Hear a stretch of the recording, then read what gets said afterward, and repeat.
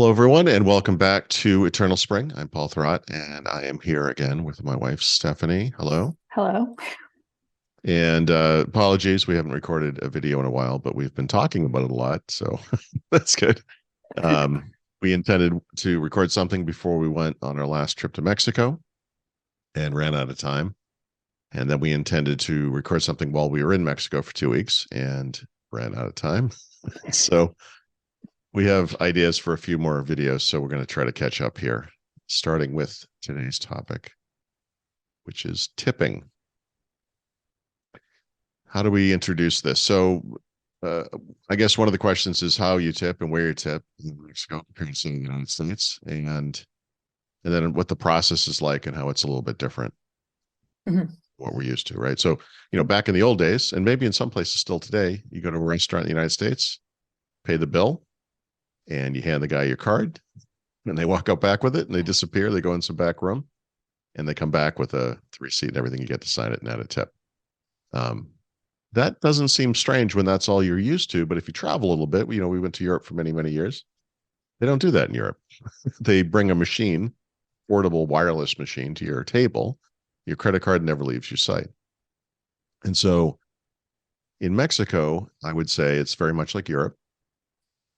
And multiple different types of machines. I'm always kind of fascinated by that. In fact, if you bring out an American Express card, they'll often have to go back to get a different machine Right. for that. But regardless of the machine type, it's basically a little portable device to stick the card in, wireless activity occurs. They always have to type in the amount manually. It's not in a system.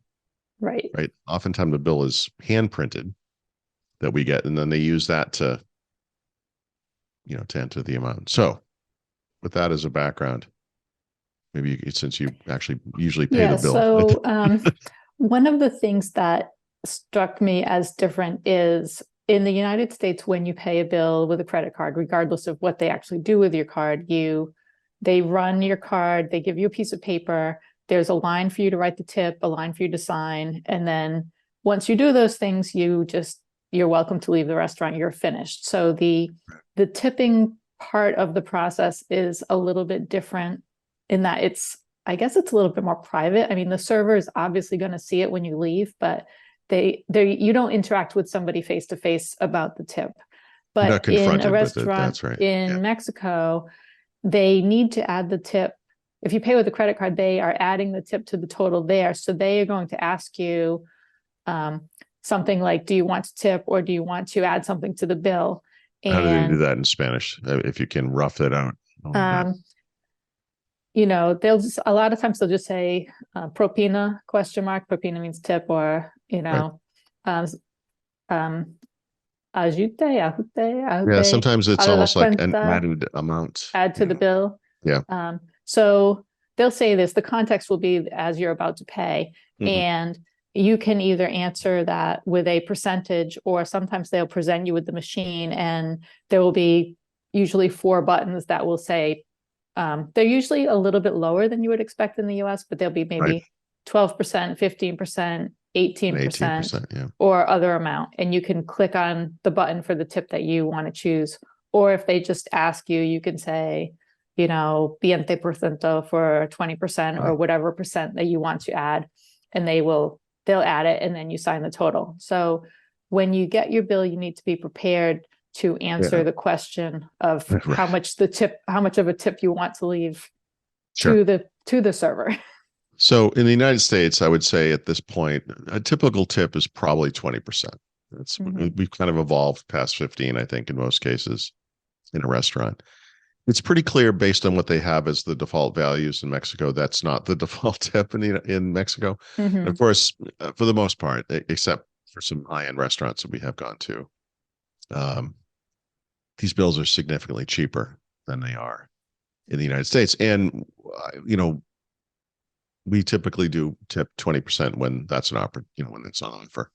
And it seems like it's always really appreciated, Yeah. And not to be the big American overspender, but, 20% tip on a meal that's 1/3 to 1/2 the cost of what it would be in the United States, or even less in some cases, is really not a big deal. And I think it goes a long way there. So I feel comfortable doing that, right? Yeah. My Spanish teacher has said that Mm-hmm. 15% is more the norm. She's not in Mexico City, she's in another part of Mexico, but she Mm-hmm. did say that 15% is your typical acceptable normal amount to tip Right. for, for her and for, people around where she lives. So, Yeah. So outside of restaurants, I would say there probably aren't too many tipping opportunities if you're visiting. I mean, obviously, if you're in an Uber, you get that through the app, and we always tip whatever the highest amount is, and it's usually be 20%, I would imagine. 5 stars, 20%. It's kind of a typical thing. We've had universally good experiences. Working with Uber tipping is exactly the same as taking an Uber any other place. There's no secret that you need to know to do it right in Mexico. There aren't too many other tipping opportunities, I would say, if you're not living there or staying there long term. Now we have had other opportunities because we bought an apartment. I would say probably the big one is the deliveries, right? If we get something from IKEA, which we've done several times, not so much Amazon, right? Right. Yeah. Because they don't bring it up anyway. And then I guess also we did one from Home Depot. We got the refrigerator and the washing machine. So how did that work out? So for those, I try to tip the people individually, and it depends. So I try to just have some cash on hand because you don't know if it's probably going to be like 2 people or 3 people, and you don't really know ahead of time. Right. So you don't want it to force them to divide up the money themselves. Although, if you have to, but I think I probably have tipped, 100 to 200 pesos per person, which would be low in the US, but is high for Mexico. That's $5 to $10 per person. For this delivery. Is cash. To be clear, we can't. No. In the United States, if we had a refrigerator delivered by Best Buy and a guy's doing it, or a couch or something that was big, we might give them $20 a piece, even depending on how hard it was. But that kind of tip is probably, I'm sure they would love it, but it's a little out of bounds in Mexico. Yeah. I mean, I asked some Mexican people what the normal amount to tip is, and, it varies from none to 100 to 200 pesos, depending on who you ask. So I feel like we're in the ballpark there. I seem to expect it. They're always happy to get it, of course. They're happy to get it. They do seem to be kind of hustling out the door. Like it's definitely not expected. They're not kind of, that's true. Hinting like some people might, I guess. Yeah. So is there anything else I could do for you? Kind of thing. No, they're ready to go when everything's delivered. That's true. And that's probably, I guess that's about it, right? So I think for most people, Uber is Uber. It's just an app. No big deal. That happens automatically. But I think for most people, it's going to be that restaurant experience. I guess there's a little bit of tipping occurring at the supermarket. If someone bags for you, and that's another change situation. We're going to do a video in the near future about why you need to have cash in Mexico City in particular, probably everywhere in Mexico. But that's a good example too. Just little things that come up from time to time. We should touch on the supermarket thing, because when my understanding is that those people who are the baggers in the supermarket are actually volunteers who are allowed to volunteer for the supermarket. And so when they bag your stuff, it's customary to give them a couple coins. That's all they get. That's their whole thing. That's the income. There's nothing wrong with that. It's kind of an honest day's wage in a way, right? I mean, there are beggars and all that. And again, we're going to talk about this soon, so I don't want to get too far down this path, but most people are going to visit. They'll be there for some number of days or weeks. They'll go to restaurants a lot. It's going to be the big tipping experience. And then, like I said, we're going to do a video soon on and why you need it. You do need it.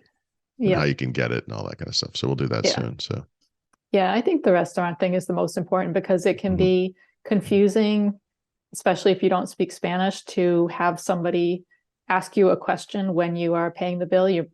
You're likely not to understand what they are asking of you, and it's customary there for the tip to go forward that way. Okay, I think that's about it for tipping. So the answer is, if there's a question, yes, you do need to tip. I think 15% is okay. We tip 20. Yeah, we are American. It's hard not to tip that much, And I if guess, they but give the screen choices, I pick the highest one. If it goes up to 18, I pick 18. I that's don't right. complicate Yeah. it by picking another amount and then adding the Yep. 20. That's exactly right. Okay. Well, thank you very much. And we will be back later with another video.